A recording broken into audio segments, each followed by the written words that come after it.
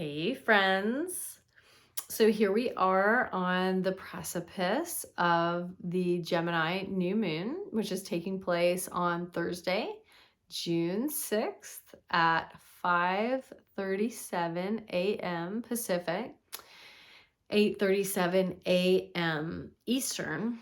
And this new moon is happening at 16 degrees, 17 minutes Gemini. And then Venus is conjunct, like super tight conjunction at 16:48 Gemini. And then Saturn is actually squaring this new moon and Venus from Pisces at about 19 degrees. So Mercury is at 6.5 degrees Gemini, and while Jupiter, who's going to be at 242, totally not, a part of that conjunction with Venus or with the new moon, but it's still in the mix. Like there's a lot of Geminian energy going. And so this is something we want to be aware of.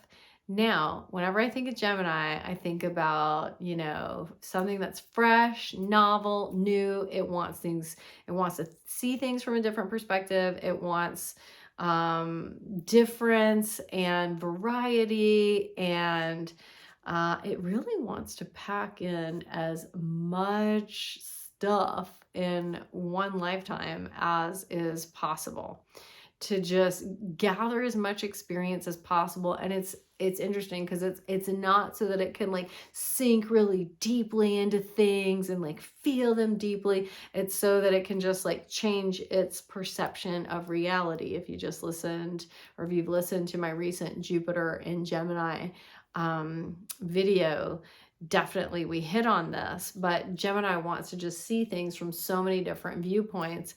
And the shadow here is that it doesn't actually fully integrate them. They don't land really deeply. They're like, oh yeah, it's like, oh yeah, I tried that once when I was in high school. Yeah, whatever.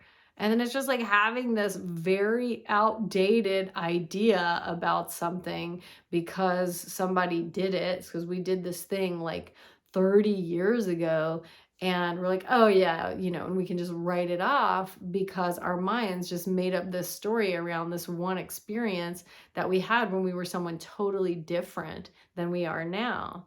So Gemini and shadow can do that. It can think, oh yeah, no, I know that thing. Like someone told me about that a year ago, even though, they've never tried it themselves, or they've never, had an experience themselves with something, or maybe they did. But again, it was just so long ago that it doesn't really bear any resemblance to what their experience might be in the present with that same thing, right? So Gemini, as the first air sign, is always going to invite us into the realm of the mind, obviously. It is the headiest, not like Aquarius heady, but it's the headiest, like most mentally active, like this, that, of the signs. Look, it's the journalist. It's like, so why? What about this? What about this? What about that? So the beauty of Gemini is that it's super curious. It asks the right questions. Probably it asks the wrong questions too, but it asks enough questions that it doesn't matter if they're the right or the wrong ones, because it's getting information and it's learning new things, and it has this voracious appetite for learning and knowledge and ideas and information. So hey, in the age of the podcast, that's a pretty Geminian thing. Now, just because we've heard about something, just because we've tried it once, so I'm pressing my point again, doesn't mean that we have a full understanding of it ever. Because again, if you go listen to the Jupiter and Gemini, we're always going to have some kind of perceptual reality, like our filters of perception that completely affect how something lands in our beingness.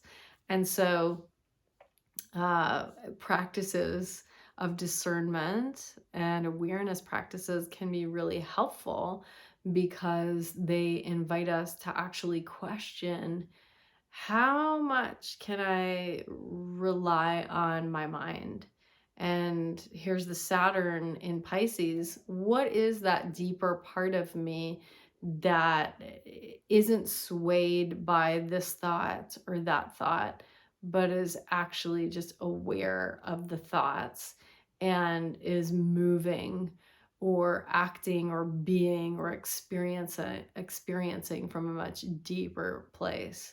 And that is absolutely why the square between Saturn and the new moon, Saturn in Pisces, new moon in Gemini, creates a little bit of friction, because Gemini is like, oh, but let's just move on. Like, let's go to this next thing. Let's do this thing. What about this? What about that?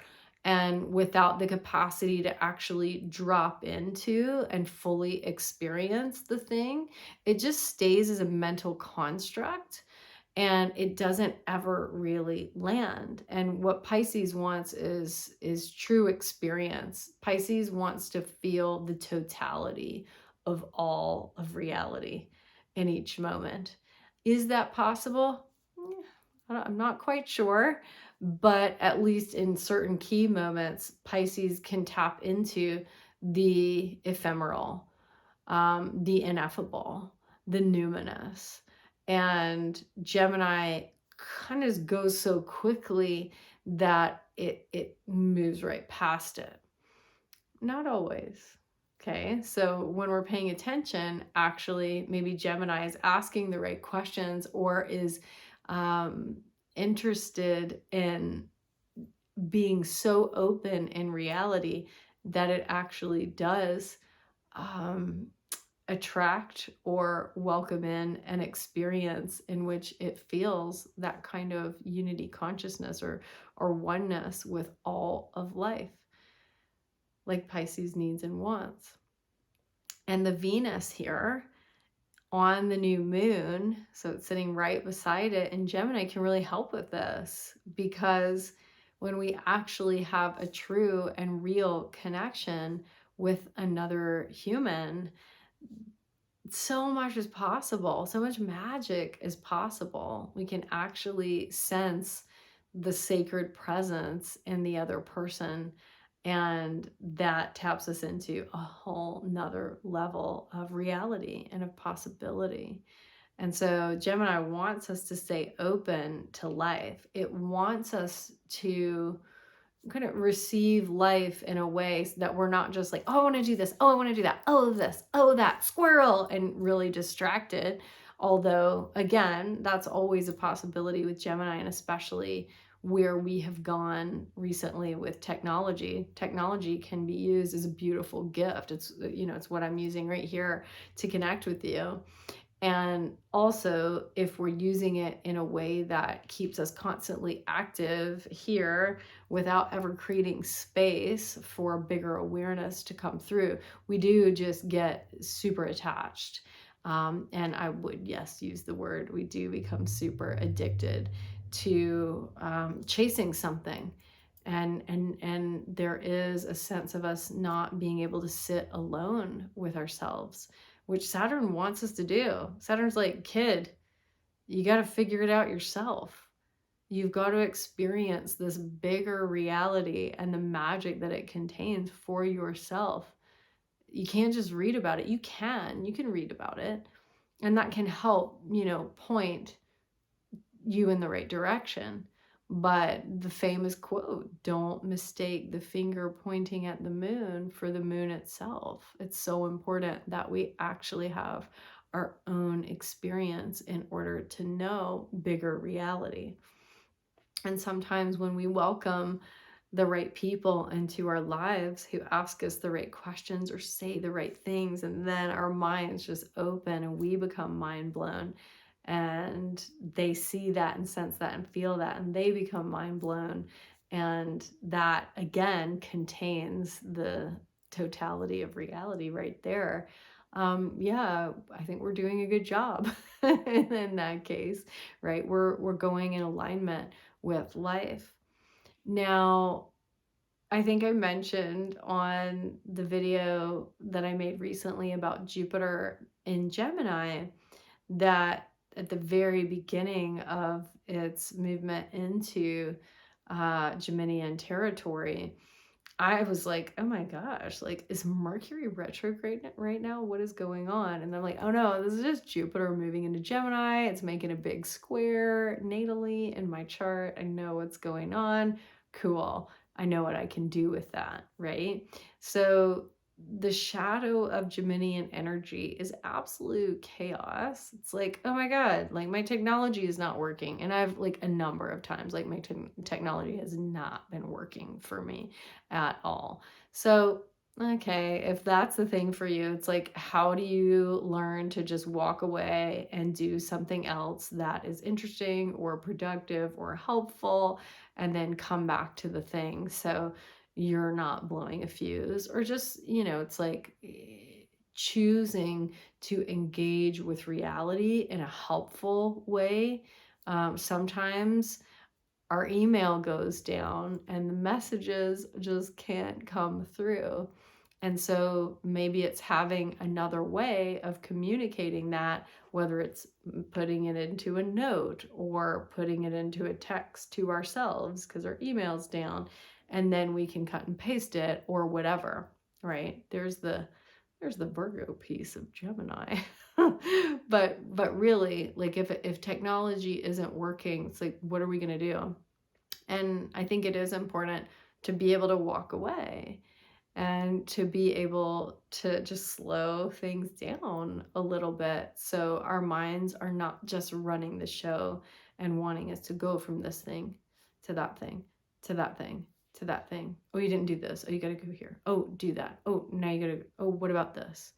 And the space again between those things. Saturn wants us to actually, Saturn and Pisces, not Saturn on his own necessarily, although yeah, he does go slowly. He's father time. He doesn't want to run, he's got a cane. But especially Saturn and Pisces wants us to have this space and spaciousness between things.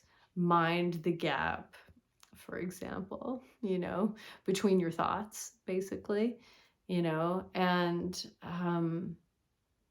this is actually what I find so interesting is that Gemini is such a mentally active sign, but we can only be open to synchronicity. We can only be open to new ideas and information if we're actually a bit like spacious and blank, right? If we're present, then things can come in a way that they didn't have access to before, right? It's kind of like traveling with someone else. You're not going to be approached and meet as many new people probably because you're with someone. Not always the case, but if you're traveling alone, it's way easier for you to meet new people. You're more available. And just using that as an example, it's like when we're more available to bigger reality, we'll have more synchronistic moments. We'll have more insights and ahas and light bulbs because we're actually creating the space and not just cramming it full of more ideas and facts and information. And of course, if I want to really know something, I will look it up and be like, I want to know this right now. Like, I need to know this piece of information. And okay, maybe I'll forget it in the next minute. That has happened probably more often than I'd like to admit. But if I'm being real with myself and I'm just giving myself a moment just to, like, what I call space in, just to breathe and space in and stare off into space and just connect with something I can't even put words to. Oftentimes that's when a big shift in perception can really happen. And of course, the people, like one of my teachers, Douglas Brooks, would say, you become the company you keep. So keep great company. And anytime Venus is involved, we're not going to do something on our own. We need help. We need the help of others. And Venus always wants us to have like real, true, intimate connection. But if there is a part of us that still has something to learn about or through relating, then Venus is also going to use that as an opportunity to teach us what we haven't yet learned through relationship. And Venus in Gemini is really playful and delightful, effervescent. Again, asking questions, being curious and interested, which is really amazing. And being able to kind of be on that tip in order to have those moments of, uncanny, you couldn't ever plan this kind of, whoa, experiences. So definitely make sure that you are spending your time with a company that you would actually like to become in some way with this Gemini new moon. And also, how are you interacting with life and with your experience in a way that is giving you pause? It's allowing you to pause for a moment so that those synchronistic aha moments can actually happen. And I hope you have a really beautiful one. And if you have questions, just let me know. You can hit me up at, you know what? I'm so old school. You can send me an email. I did an interview a while ago, like years ago, and she was like, "So you want them to email you?" I was like, "Yep, I want them to email me." So my email address is Lila Rasa. So it's the same as my YouTube channel, LILARASA @gmail.com. Of course, you can put something in the comments as well. That's probably the simplest. And I hope you have a really beautiful Gemini new moon.